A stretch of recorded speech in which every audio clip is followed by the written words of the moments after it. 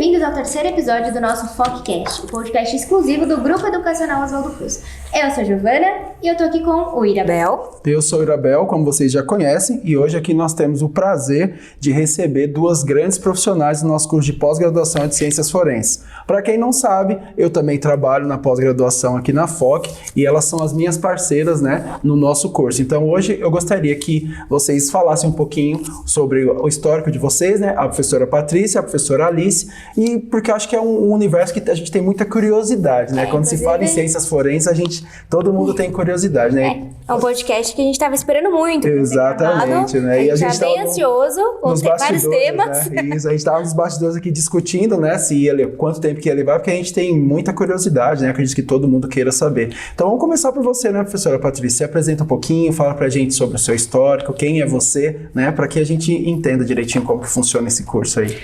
Bem, eu sou perita criminal, perita oficial, né, atualmente, trabalho na Superintendência da Polícia Técnica Científica.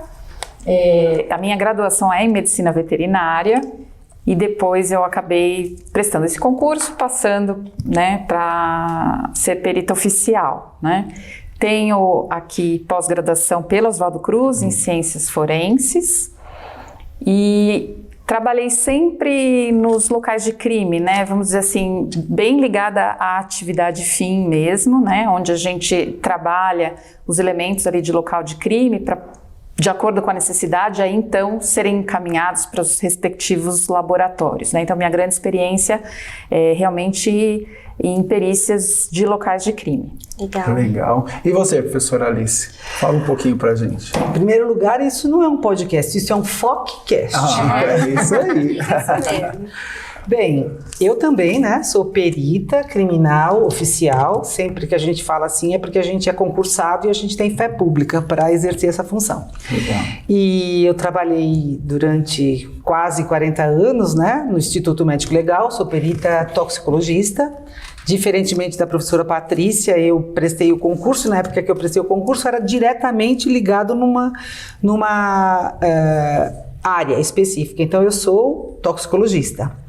E, bem, depois eu assumi a carreira de docência, fiz mestrado, doutorado, especialização, sempre nessa área da toxicologia forense. Então, tenho uma vastíssima experiência, tive o prazer de representar o Brasil de 95 a 2018 numa sociedade internacional de toxicologia forense.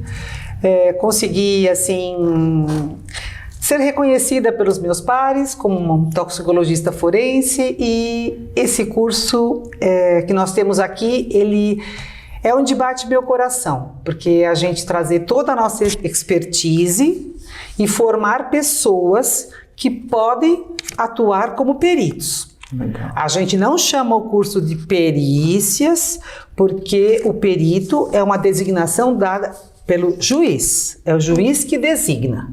Então a gente tem um curso de ciências forenses onde as pessoas ficam aptas a se tornarem peritos, desde que designadas pelo juiz. Então, um resuminho. E ainda mais uma curiosidade, que a professora Alice foi minha professora na Academia de Polícia, que me inspirou também a prestar concurso para professora da Academia de Polícia. E eu acabei também me tornando professora da Academia de Polícia. Ah, que legal, que ótimo. E aí, quando a gente vê, assim, ciências forenses, é instintivo, basicamente, né, a gente pensar em crimes.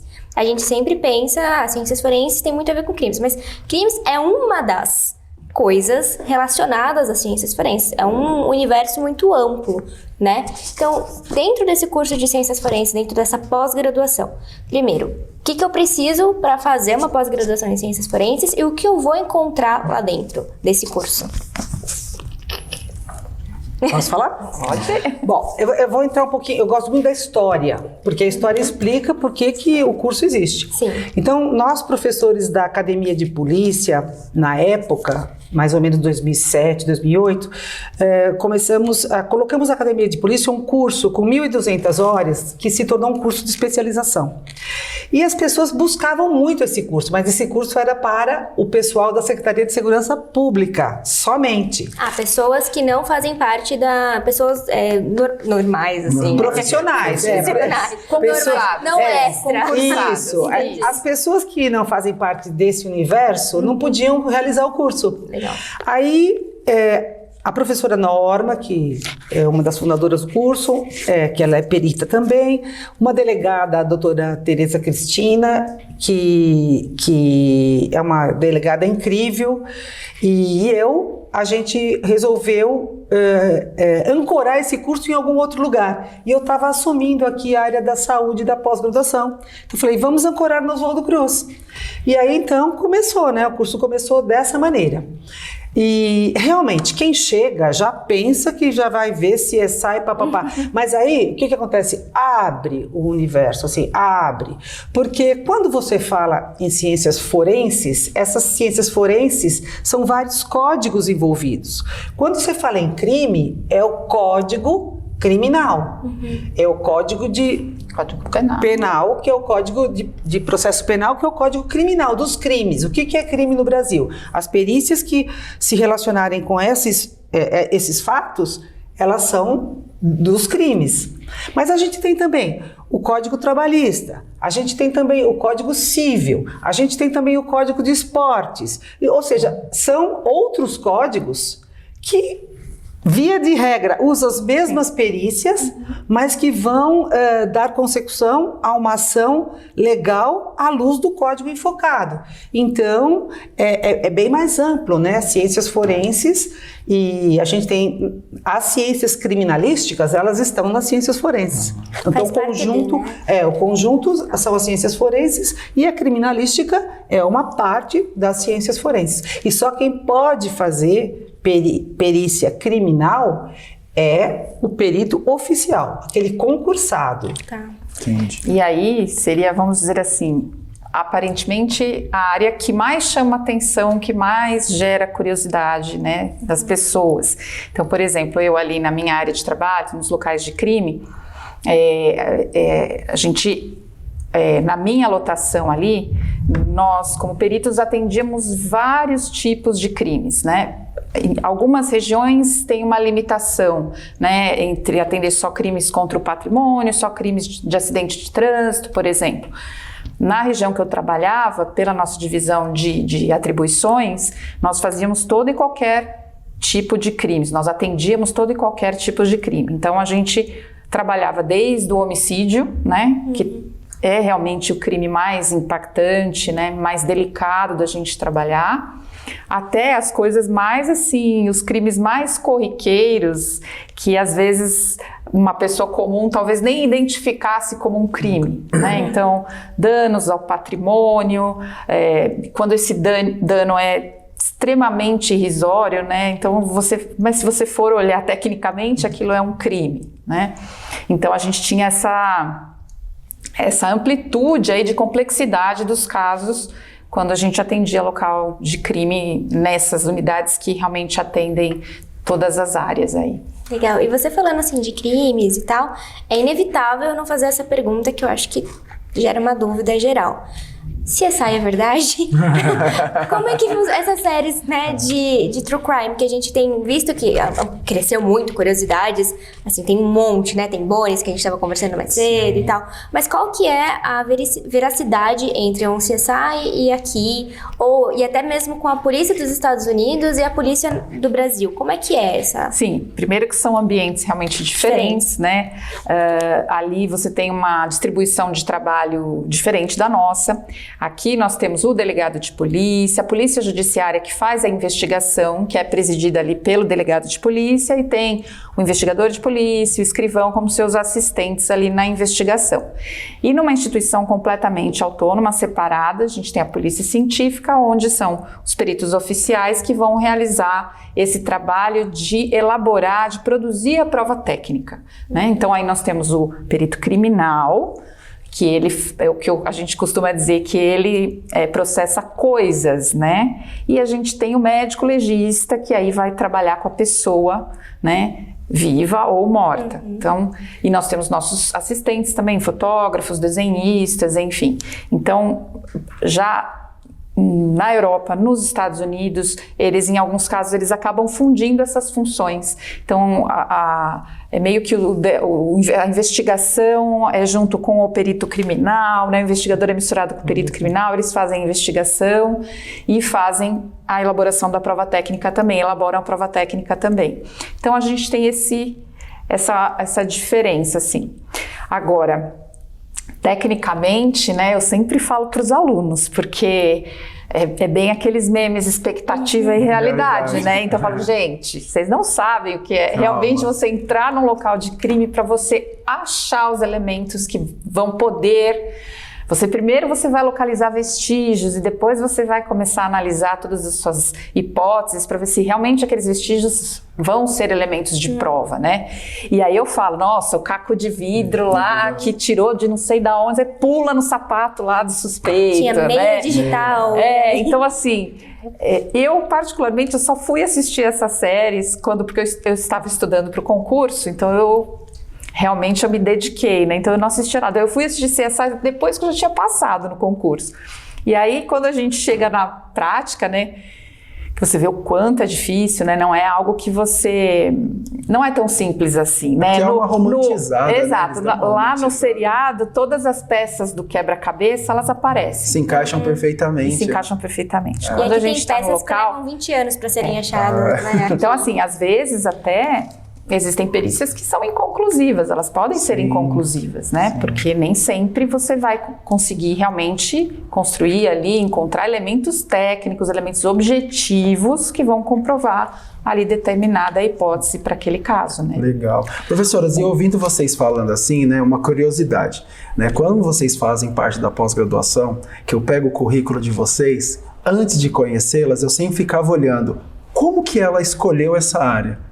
Como que a vida desenhou para ela chegar até lá? E é uma curiosidade que eu tinha. Eu lembro que eu já falei várias vezes para você que antes de te conhecer, eu sempre falava, quem é a Alice? Meu Deus do céu, porque o currículo dessa mulher é terrível. Eu vou olhar no LinkedIn, eu vou procurar. Então eu sempre tive essa curiosidade, né? Como que a vida levou vocês a escolher, né, as ciências forenses, por exemplo, professora?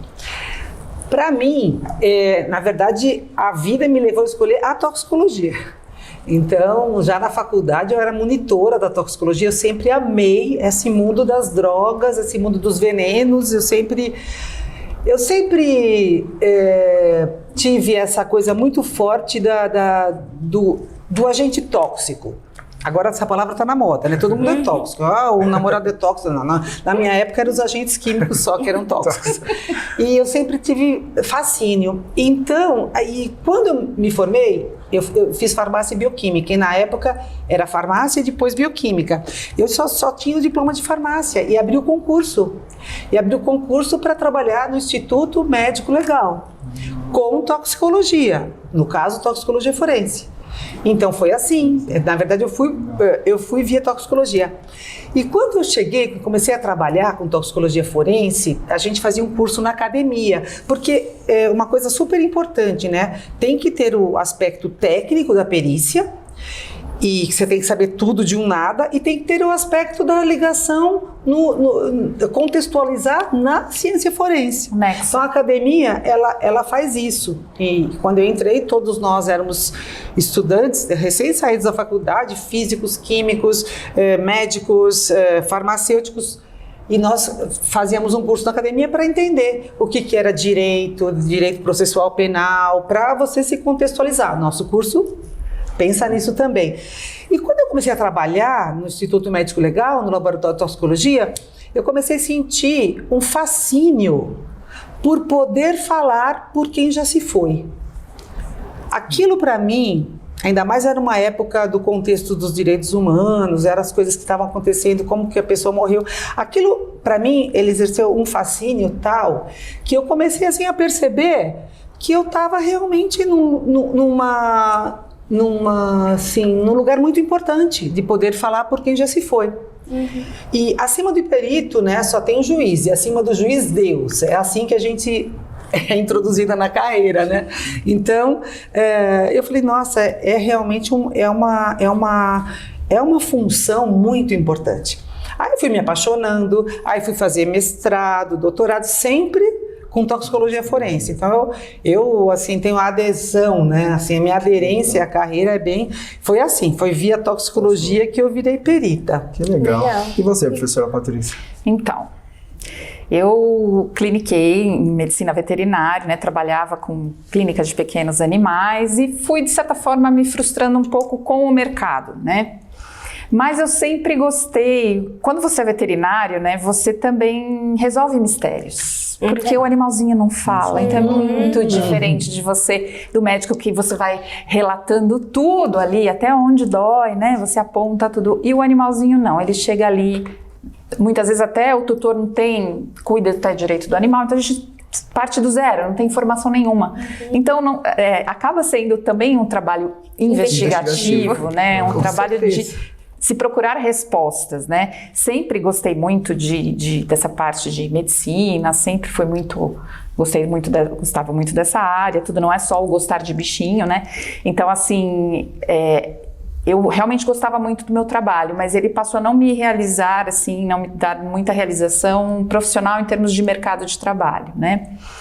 E eu venho de uma família de policiais também. Meu pai era delegado de polícia, meu primo era perito criminal. Aí eu fui procurar saber, conhecer mais sobre. Só estava negando as origens. Exatamente. Será, né? E eu lembro que no primeiro, eu prestei uma vez muito em cima da hora, não passei, claro, sem estudar ninguém passa, óbvio. Depois eu estudei muito. E aí foi o primeiro ano que pediram na prova direito. E eu achava que eu detestava direito. A hora que eu comecei a estudar, eu também fiquei fascinada, né? Então, me apaixonei também pelo direito, comecei a trabalhar e uma coisa que sempre foi muito forte em mim é a questão do propósito. Então, assim, não é só um trabalho, é justamente você dar respostas às pessoas, dar resposta àquele familiar que perdeu um ente, dar respostas para a justiça se fazer cumprir, né? E você aliviar ali um sofrimento de uma mãe que perdeu alguém, enfim. Então, isso sempre me encheu, assim, eu sempre tive muito apego também ao cargo por essa noção de propósito de você estar servindo a sociedade. Na verdade, é uma profissão que você serve à sociedade, né? Nós somos funcionários públicos, estamos aí para isso.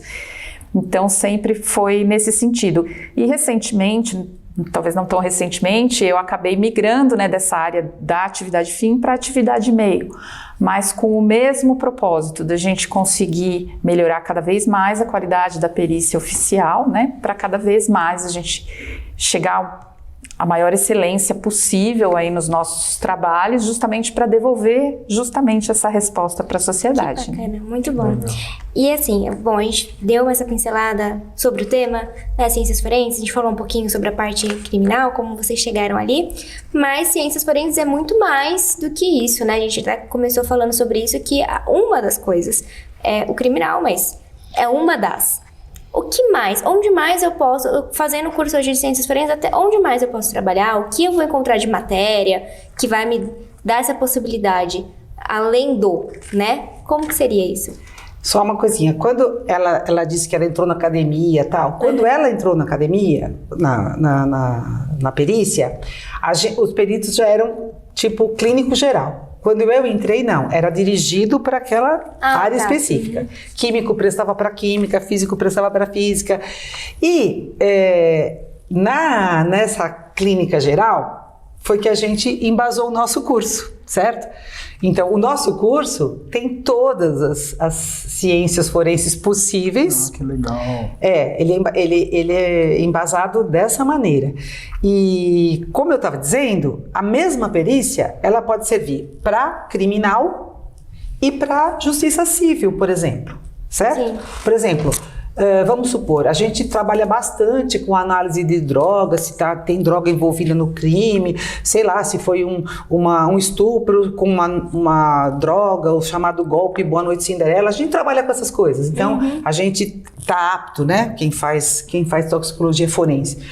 Aí, quando você chega na justiça civil, a mãe fala que o pai usa droga, ou o pai fala que a mãe usa, se pode ficar com a criança, se não pode ficar com a criança. Então o perito tem que saber o que vai fazer ali, entendeu? Então adianta lá, vem aqui colher sua urina, papai. Papai não vai usar droga naqueles dias, ou mamãe, hein? Ou mamãe. Não vai usar e vai dar negativo. Ah, não, mas aí vamos analisar o cabelo, porque o cabelo conta uma história. Ou seja, o conhecimento da perícia é o mesmo, só que o código enfocado é outro, entendeu? Então, nosso curso foi baseado assim, né? Na clínica geral. Então, a gente tem todas as possibilidades. Legal. A gente só não tem contabilidade, né? Porque contabilidade precisa ser contador mesmo para fazer. É mais específico. É bem específico. Legal. E aí tem matérias, por exemplo, grafotécnica, que a gente até chegou a conversar, né? Que eu achei super diferente. Além da grafotécnica, tem alguma outra matéria nesse caminho que vocês possam falar e até explicar o que é grafotécnica? Não, também? ela vai explicar o que é grafotécnica. Eu só vou te dizer que a gente tem um exemplo aqui de uma pessoa que eventualmente é nossa professora, de vez em quando, que ela veio fazer porque ela queria entender a mensagem que tinha na letra dos suicidas. Era o interesse da vida dela. Ela era uma psicóloga? Psicóloga. Aí ela veio fazer nosso curso e ela se interessou muito por grafotécnica, que é a análise que ela vai explicar melhor. E aí, então, ela foi contratada para fazer perícia judicial, por exemplo, fraudes em banco. E hoje ela é muito próspera, ela é uma perita judicial conceituadíssima, os bancos contratam, ou seja, é um universo que se abre. Mas você que vai explicar o que é grafotécnica, que eu só queria dar um exemplo legal. Isso é legal também falar, porque mostra justamente essa aplicação em outro âmbito, né? É um âmbito mais judicial ali, né? Da parte... É outro código, é outro código, legal. E ainda só para a gente aproveitar aí nessa esteira que a gente está comentando, a gente ainda tem a figura do assistente técnico, que também é na esfera criminal, né? Ah, bacana. Então, as partes podem contratar esses assistentes técnicos para discutirem o laudo, questionarem ou reforçarem o laudo, a depender do interesse da linha de defesa da acusação e da defesa ali das linhas em juízo, né? Então, ainda existe essa possibilidade de atuação também como um assistente técnico na esfera criminal. Não vai ser um perito criminal oficial, né? Mas ele atua, o juiz pode admiti-lo como assistente técnico do caso. E o assistente não precisa de concurso? Não. Legal. Legal. Isso é importante. Ele é indicado pelo juiz. Então, agora você explica o que é grafotécnica. Então, basicamente, é uma coisa muito linda. Grafotécnica é você estudar essa manifestação do ser humano através da grafia, né? Para você verificar se aquela manifestação realmente, por exemplo, saiu daquela pessoa ou não.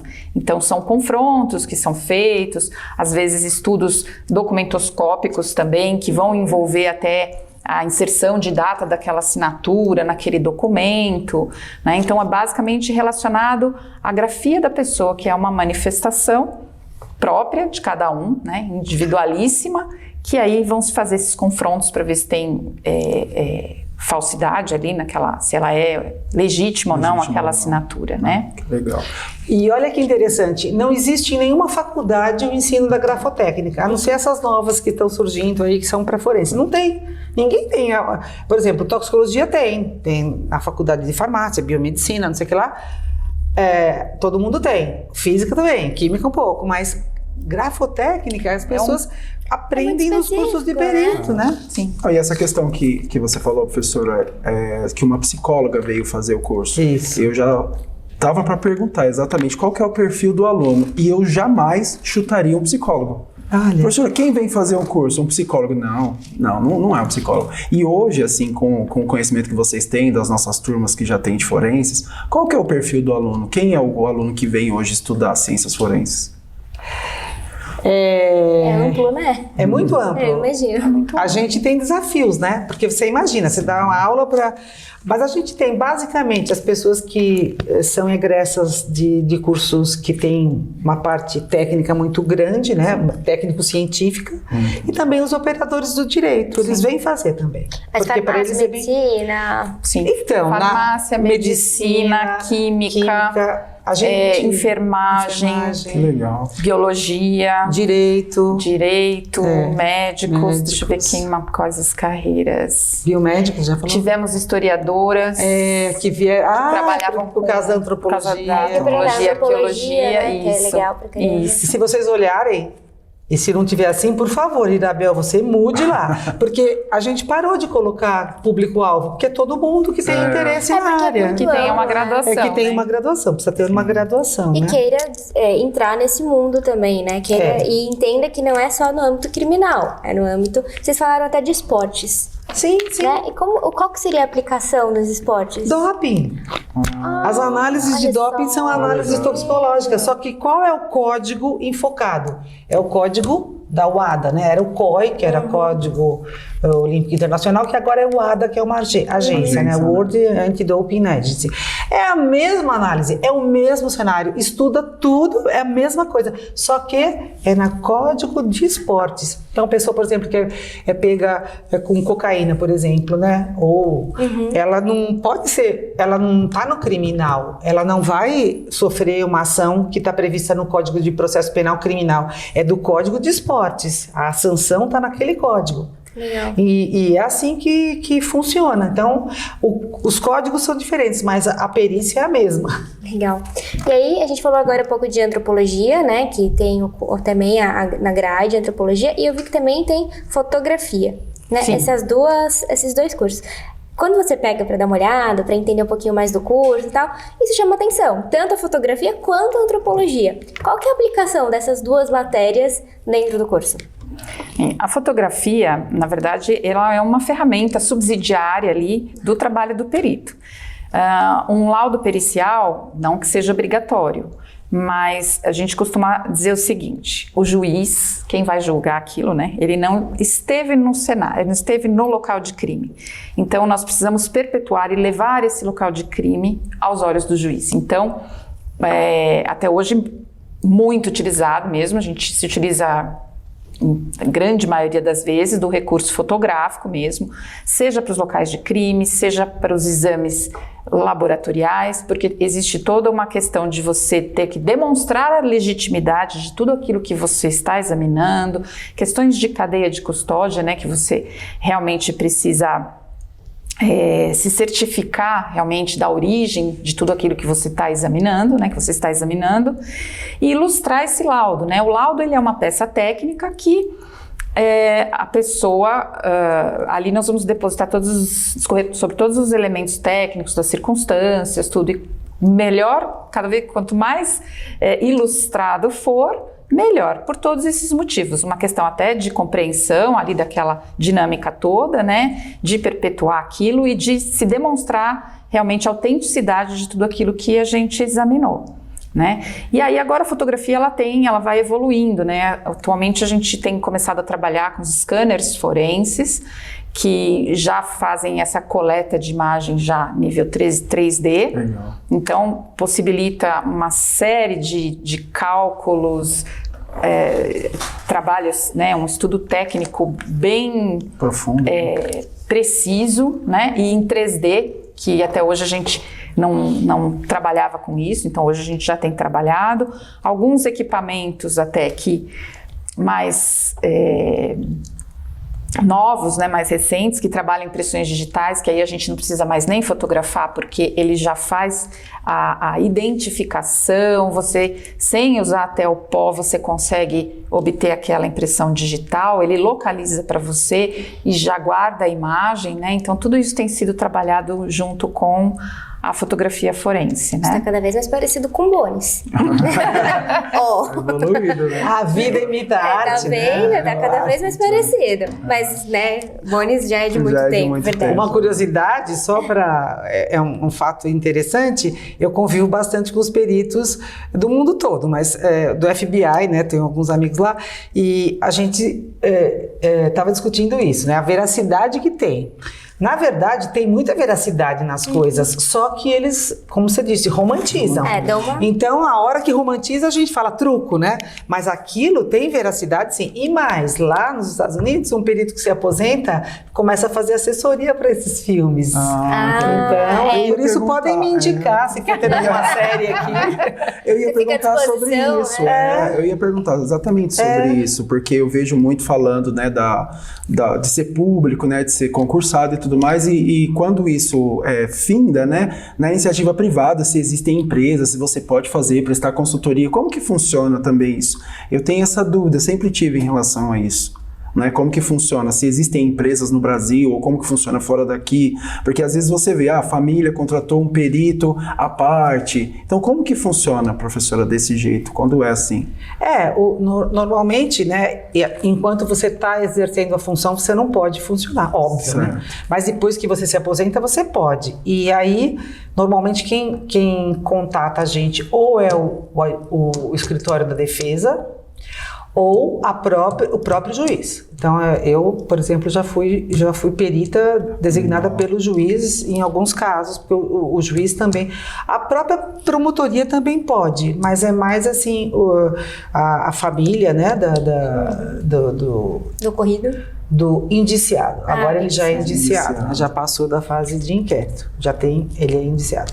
E aí, a contratação vem dessa maneira. Entendi. Então, isso é bem... E no âmbito da antropologia, o que é visto dentro do... A antropologia, na verdade, ela trabalha com a identificação, né, humana, mas já nessas técnicas antropológicas, que seriam o exame do cadáver em esqueletização ou já em estados mais avançados de decomposição, né? Então, eles trabalham com essa identificação. Já a arqueologia, ela vai trabalhar no âmbito, pelo menos, da perícia criminal, né, muito nos casos de covas clandestinas, tudo que precisa se fazer um trabalho específico, técnico, para se extrair informações de lá. Não basta você simplesmente, né, exumar aquele cadáver, aquele esqueleto, né? Você vai ter que fazer todo um procedimento técnico para que aquilo te traga informações, né? Então, hoje tem sido feitas pesquisas, né, assim, que têm ajudado, algumas tecnologias têm ajudado, uma tecnologia nova de georradar, que ajuda a fazer esse trabalho junto, né, de arqueologia, de você monitorar, identificar essas covas clandestinas, né? Existe até... eles estão fazendo um trabalho com aquele desaparecido do Pico dos Marins, não sei se a doutora acompanhou.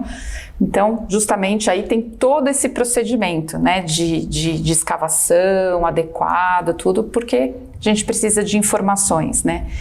Qual a posição que foi encontrado, estava amarrado, poderia estar amarrado, não amarrado, né? Tudo isso vai trazer informações para se tentar esclarecer aquela circunstância, né?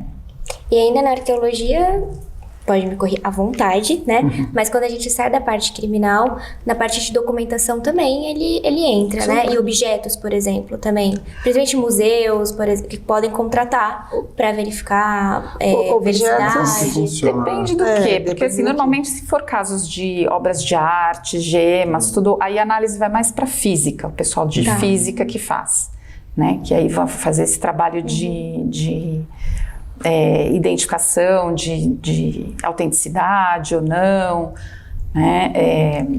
Identificação de gemas, quando a gente tem esses crimes de contrabando, mesmo de receptação de obras de arte, tudo, quem faz essa análise são os peritos físicos. Tá. E na parte de documentos, a arqueologia entra também ou não? Menos utilizado. Documentos mais antigos, documento para testar a veracidade. Reconhecimento sim, mas aí Mas mais em nível, acho que histórico e não da entendi. esfera criminal. Legal. Bacana. Tem casos lindos, aquelas mumiazinhas que foram achadas aqui no mosteiro, As não é? freirinhas. As freirinhas.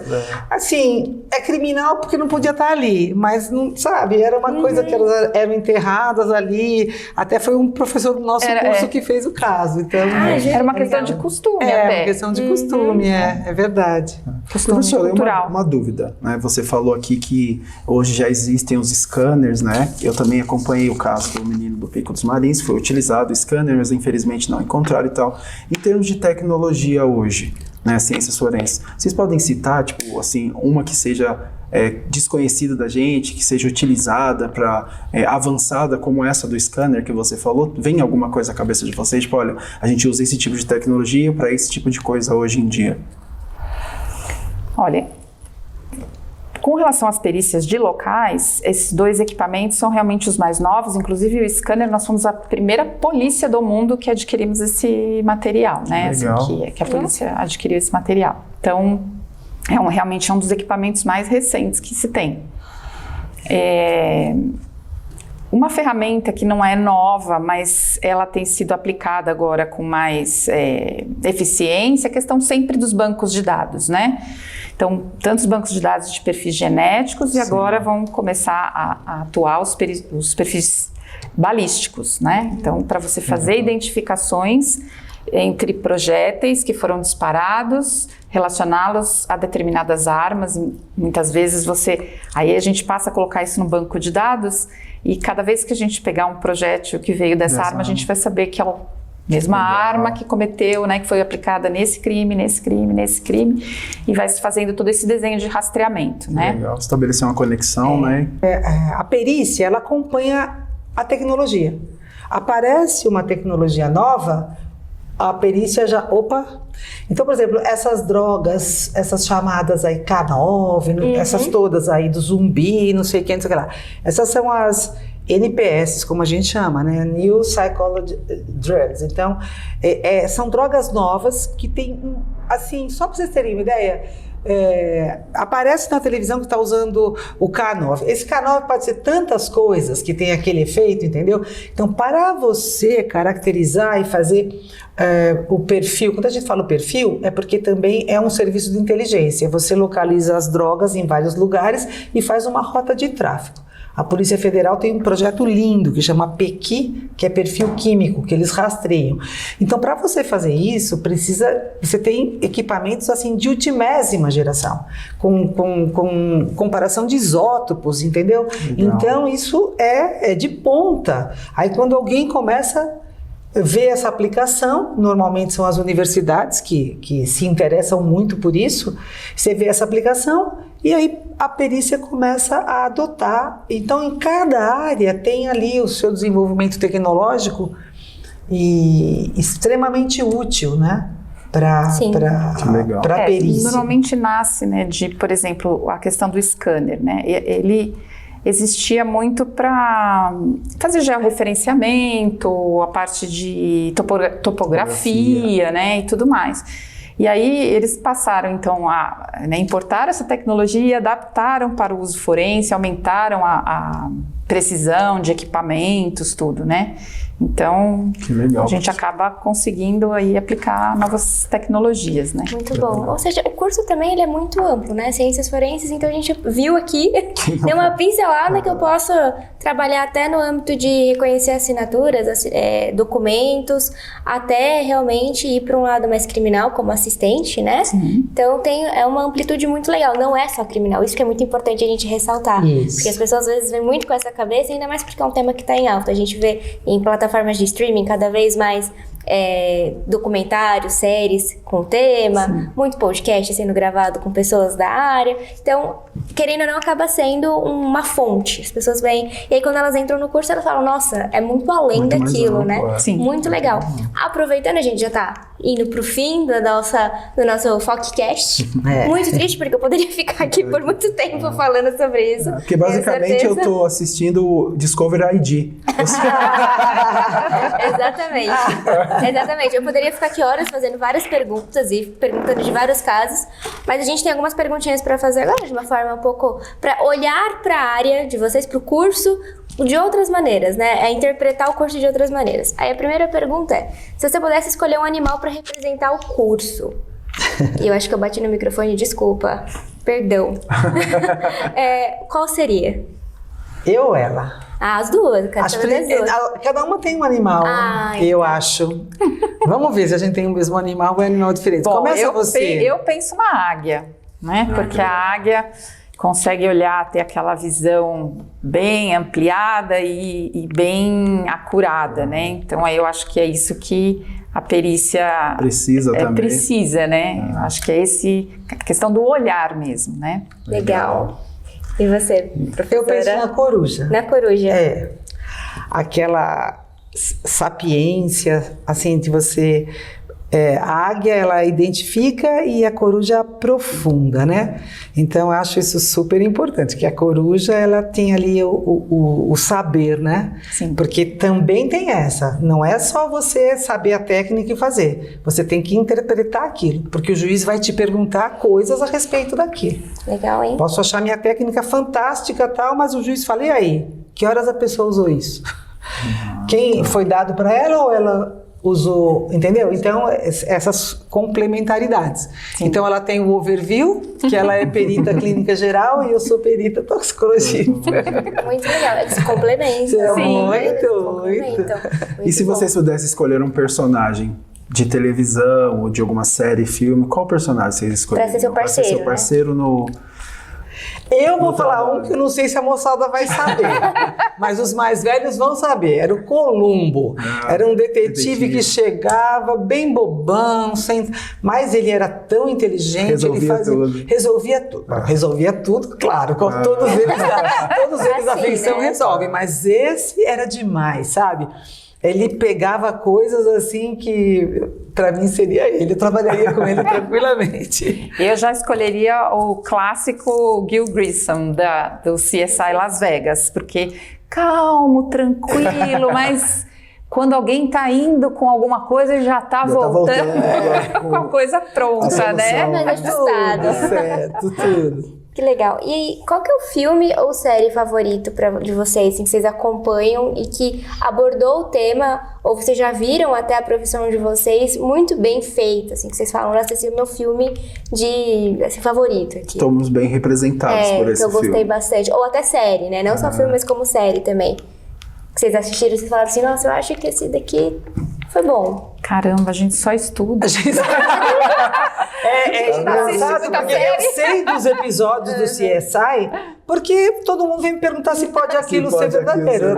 Já até usei, hein? Outro que também tem umas coisas assim de toxicologia, no caso, é o House. O House. É medicina, né? O House tem um episódio, sabe? Porque ele é todo, né, metido e tal. Aí tem um menino lá que tá sangrando, um adolescente sangrando. Ninguém descobre o que é. Ele fala assim, do you have pot? Ou seja, você usou maconha? Aí o menino, sim. Aí ele sai e explica por quê. Porque aquela maconha estava contaminada com racumim e ele tá tendo a hemorragia pelo racumim, só que não é racumim que colocam na maconha, é um outro praguicida, que até um aluno meu fez as análises e estava muito contaminada mesmo, que eu não vou falar o que era, mas ele sai falando assim, quer dizer, esse tipo de coisa, né? Aí um tempo eu comecei a ver o House ele resolve as coisas, mas não assim, meu favorito, é o que eu vi, entendeu? Então, mas que deu uma boa olhada nessas eu adoro filmes de tribunal. Adoro ver o que acontece com a prova, né? Porque a gente produz a prova e depois como é que isso se encaminha, né? Porque a prova pericial, ela é a rainha das provas, né? Nada bate. Pode ter prova testemunhal, circunstancial, quando tem a prova pericial. Então, a interpretação dessa prova me fascina. E filmes Um filme excelente para isso é o que fala, né? Trata bem desse assunto, é 12 Homens e uma Sentença. Isso, eu ia falar esse, que era o meu preferido. Que tem duas versões, uma lá dos anos 50, com Jack Lemmon, e uma nova, né? Então, é justamente esse embate entre prova testemunhal e realmente os vestígios e as provas mesmo, né? Que legal. Legal. E eu adoro todas essas séries, e aí às vezes eu fico me perguntando se, como a Giovana falou, se realmente era verdade. Eu tinha as respostas aqui na pós-graduação. Eu poderia mandar um WhatsApp tranquilamente. É verdade isso? Olha, o Gabriel ele vai criar um grupo, porque a gente está fazendo algumas entrevistas, né? Alguns episódios de Folkcast. Então, essa semana mesmo a gente recebeu o Toshio, que ele é de engenharia química. Ele é físico teórico. Ele é físico teórico. Aí o Gabriel falou, você vai ser meu consultor das minhas séries. Agora, cobre. Porque eu sou aficionado em séries. E aí tem uma chamada The Big Bang Theory, que conta a história de físicos teóricos. Né? Aí ele chegou aqui, eu não sabia que ele era. É que eu sou físico teórico. Eu falei, jura que vocês existem? E ele é fantástico. Eu achei que só tinha no professor nosso. Exatamente. Então assim, tô vendo que eu vou criar um grupo das minhas séries. Grupo dos... Porque quando eu assisto Investigação Discovery, eu adoro. Tudo bem, ali realmente mostram os fatos. Mas as séries, eu falo assim, senhora Patrícia, ela tá mostrando aqui no Law and Order, é verdade? Não, uma coisa que até, aproveitando o gancho de falar de diferenças, né? No CSI ali, eles têm todos os equipamentos, tudo ali, e que parece que nos Estados Unidos não é muito assim, né? Não. É bem descentralizado. Alguma unidade tem algum equipamento, outra tem outra, né? E é o que eu sempre falo para os alunos. Eles pegam lá a amostra, vamos ver o DNA. Pinga ali, aí dá 5 minutos, sai a carinha lá da pessoa, né? Isso aqui não acontece, né? Uma análise de DNA, ela não é feita assim, então, né, rapidamente, demora tudo. E tem processo, né? Se a pessoa não quiser ceder, tem que entrar de forma jurídica para solicitar. Tem algumas... umas coisas entraves, esses são os nuances do direito que a gente aborda no nosso curso, em cada módulo. Tem 2 módulos que falam exatamente disso, que é noções de direito, né, em instituições judiciárias, e em cada módulo se aborda muito isso. O termo de consentimento livre esclarecido, o que significa não assinar, tudo isso é muito abordado. Porque a pessoa, se for ser perito criminal, ela já está ali, já teve um curso legal. E se ela for ser perito judicial, também. E se ela for ser assistente técnico, também. Porque, na verdade, todos têm que saber ali. Tem a mesma base de conhecimento. Tem a mesma base de conhecimento para poder discutir, né? Como é que alguém vai querer, sei lá, derrubar um laudo se a pessoa não sabe do que se trata, né? Exatamente. Professoras, e assim, vocês teriam um conselho para quem deseja cursar ciências forenses aqui pra gente? Tipo, alguma dica, né? Além de vir se matricular, obviamente, vão falar todos comigo. Ótimo. Matrículas abertas, inclusive, estamos esperando vocês aqui. Então, vocês teriam alguma dica, algum conselho, assim, para quem tá pensando em cursar? Bom, eu preciso fazer uma advertência. Cuidado que ciências forenses é viciante. É uma coisa que assim, a gente cada vez mais vai aprendendo, quer dizer, realmente não tem fim. Realmente é muito interessante. Então, é motivador, é algo que você... É difícil alguém, eu acredito que não tenha alguém que não se interesse pelas ciências forenses, que não se apaixone, né, que não se interesse assim, demais por esse tipo de conhecimento, né? Legal. E quando...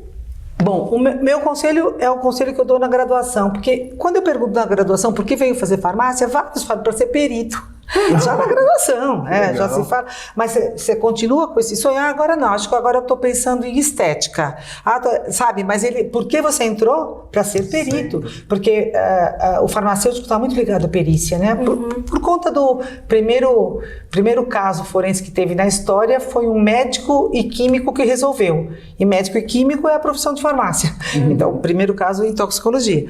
E então eles vêm, eu sempre falo para quem, assim, para mim o conselho maior é siga seu sonho. Quer ser perito? Siga seu sonho. Você não vai passar no primeiro concurso, que estão muito disputados, pode não passar, mas vai ter o segundo. Então, se você fizer isso, você faz um curso de ciências forenses como esse nosso. Você vai poder ser perito judicial. Às vezes você se encanta tanto por ser perito judicial e tem assim, uma carreira próspera em termos financeiros, tal, que você até esquece que você quer fazer o concurso para perito criminal, né? Então, eu acho que seguir os sonhos e esse conselho da professora Patrícia eu gostei. Porque é viciante mesmo. Você não tem quem faça que não tenha ali aquele prazer, né? Sim, é uma função extremamente... Quando você resolver um caso, gente, nossa... Não tem o que pague, você resolver um caso. Uma das coisas que vocês falaram aqui que eu achei super interessante, assim, muito bonito, foi essa questão de dar voz àqueles que não podem falar. Essa, para mim... E também, né, ainda mais no âmbito criminal, né, você inocentar alguém que não também, exatamente. Né, porque nem sempre a gente está trabalhando, a gente trabalha para condenar alguém. Isso. A pessoa é inocente, está sendo acusada e justamente, quer dizer, é você chegar até a verdade, né? Esse que é o ser amigo da verdade, né? Trazer a verdade para perto. Legal. Eu ia fazer uma pergunta, mas aí, agora que você falou uma coisa, fiquei mais curiosa. Como é que foi o primeiro caso da história? Você falou que foi do médico e do biólogo, certo? Eu vou falar, tá na primeira aula de toxicologia. É que assim, desde que o homem descobre o que é veneno, o que é remédio, o homem começa a empiricamente descobrir veneno, remédio. Quando ele descobre o que é veneno, ele usa esse veneno para caça. Então, toxicologia vem de toxicon, que é veneno que convém ao arco e à flecha. Começou com a caça, depois foi para os desafetos. E aí, esses filmes, eu posso falar muitos filmes, dos crimes passionais, dos crimes de sucessão, adoro esse tipo de filme, adoro aquelas envenenadoras tradicionais, a Lucrécia Borgia, a Catarina de Médici. E aí, o que acontecia? As pessoas eram envenenadas, todo mundo sabia que isso acontecia e não se descobria, né? Não tinha uma perícia, vamos dizer assim. Aí tinha um rei, na França, claro, tudo começa lá. É o rei Sol, que ele era tão preocupado com a coisa dos crimes por envenenamento que ele forma lá uma chambre des poissons, que em francês é a Câmara dos Venenos. É como se fosse a CPI dos venenos lá no século XVII. E aí então foi indo, e eles contratam, né, já no século XVIII, a França contrata um médico espanhol, que ele era médico e químico. Então ele chamava Orfila, e ele descobre o primeiro caso de envenenamento. Ele é o primeiro a fazer, em toxicologia, o corpo de delito, porque ele faz a dissecção do cadáver, uma nobre lá matou o marido, e ele faz a dissecção, colhe. E até uma pergunta de prova, hein? Vou dar uma... Ele colhe esse material e mostra que tinha arsênio, que era o veneno da época. E é o primeiro caso na história que ela foi prosecuted, ela foi processada por um corpo de delito. Aí virou uma coisa. Então, ele é considerado o primeiro pai assim, da toxicologia forense, e daí, ainda com Orfila, ele foi o primeiro professor da cátedra de toxicologia, que foi na Faculdade de Farmácia de Paris, porque farmácia é um curso que tem muito química e muito biologia e muito química, né? Então ficou essa coisa, né? Teve uma época até que falava, no Conselho Federal de Farmácia falava que esses peritos todos, esses farmacêuticos todos só querem ser peritos, e a gente fica assim, mas não é, né? Na toxicologia, essa é a história e se associa bastante. Por isso os alunos chegam já falando, eu quero fazer farmácia. Mas não, tem todas as profissões elencadas aqui pela professora, inclusive, por exemplo, assim, um químico, né? Aqui no nosso curso a gente até tem toxicologia, química forense no nosso curso de química. Mas assim, um químico, ele super aprende a fazer toxicologia no laboratório, entendeu? DNA, né? DNA, tantas profissões podem fazer, os biólogos, os veterinários, Os farmacêuticos também a gente aprende, Bioquímicos. os bioquímicos, mas agora fazer local, para mim, é aquele perito que eu tiro o chapéu, porque é difícil pra caramba. É assim, o local e a conclusão dos fatos eu acho fundamental. E aí todo mundo pode ter essa expertise, né, professora? Sim. É só gostar de fazer local, né? Sim, tem que... Como eu falei, é viciante. Então, a pessoa tem que, assim, ter essa disposição analítica, né? De você realmente... Porque você é a pura análise ali, pura análise. Não tem nada de feeling, não tem nada, é análise, né? Nada pode ser Ciência, subjetivo, exatamente. Nada pode ser É subjetivo. a águia, né, professora? Eu sempre fiquei quietinha no laboratório, você viu? Já não sou águia. A coruja. A última pergunta agora, pra fechar aqui, infelizmente, mas eu podia ficar aqui, acho que a gente vai ter que marcar vários outros. Eu tô falando isso pra todo mundo, mas é uma verdade. Porque elas estão falando e eu tô lembrando de vários casos. A professora falou do banco de DNA e eu gosto muito de ler, né? Então eu leio muitas notícias. Então eu leio desde a coisa mais fútil até... Então assim, eu vi que recentemente, inclusive, teve um caso de estupro no Rio de Janeiro. Uma pessoa foi presa, porque você falou de inocentar também. E aí, pelo material que foi coletado no corpo da jovem da vítima, eles pegaram no banco de DNA e descobriram que não era o que estava preso, que era um outro, e conseguiram prender o outro. Ai, que legal. É engraçado porque você está Super falando importante, isso. né? É muito importante. Falando disso, eu gosto muito de ler também e de ver várias coisas. E um dos livros que eu comprei, tem um tempo já, que é Mulheres Assassinas. Que eles contam as histórias. É um livro muito bonito, inclusive, feito pela Dark Side. Ele é pink, com umas letras pretas. Como chama pela Dark Side? Eu já vi. Mulheres Assassinas. Já vi. Somos amigos, gente. Somos amigos. Sim, sou muito Graças boazinha, a gente. Deus.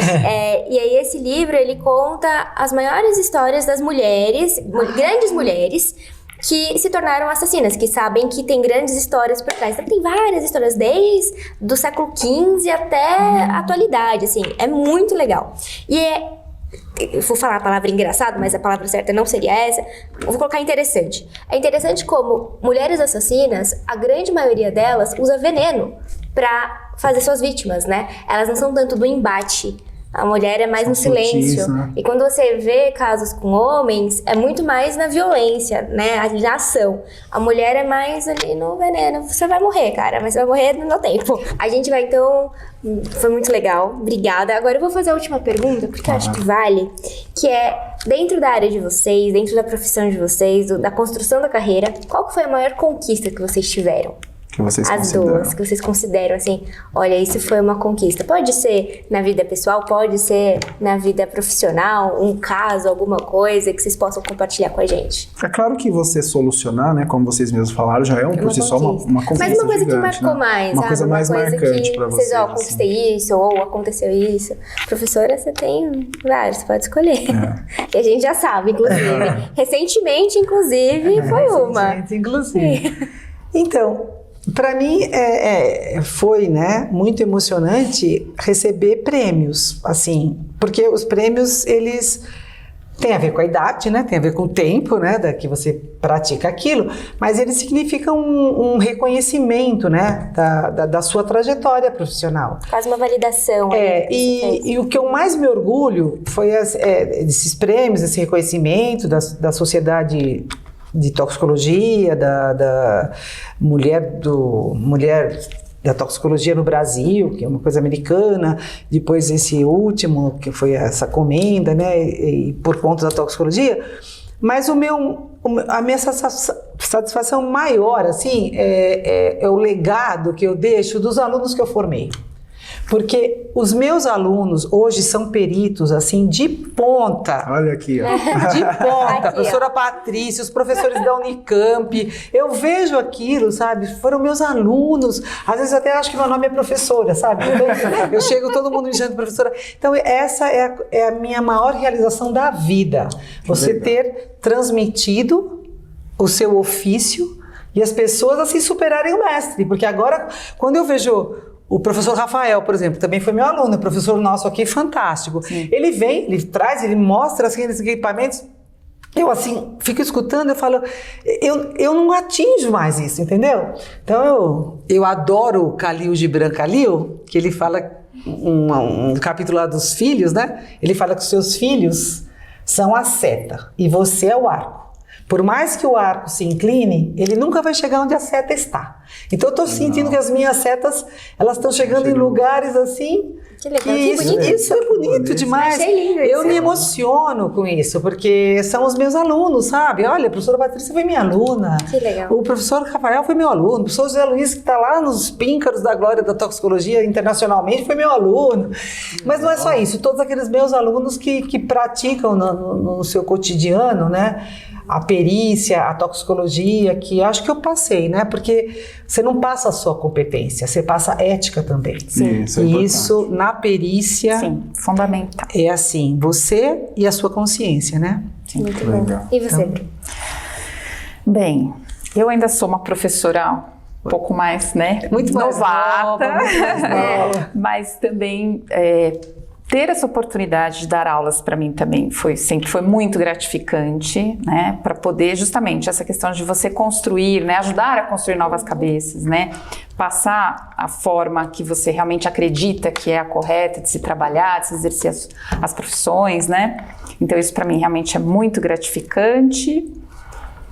E dentro especificamente ali da minha carreira, né, eu me senti muito reconhecida que minhas promoções de carreira foram até hoje todas por merecimento, que isso dentro da polícia é um feito razoável, assim, Legal. e me deixa realmente, eu me sinto agraciada, me sinto reconhecida, porque eu sei o quanto é difícil, né, a gente ser reconhecido às vezes, e eu tenho esse reconhecimento hoje. Ah, que Legal, ótimo, professora. gente. Muito Legal, obrigada pela obrigado. presença de vocês, por aceitarem o convite, por fazer esse bate-papo. A gente sabe que o tema é um tema que às vezes a gente tem que ter um pouco mais de contato com o que a gente fala, tem muita informação hoje também descabida na internet, então a gente agradece mesmo, sem problemas, acontece, fica tranquila. Então eu agradeço mesmo a possibilidade, a disponibilidade de vocês virem aqui.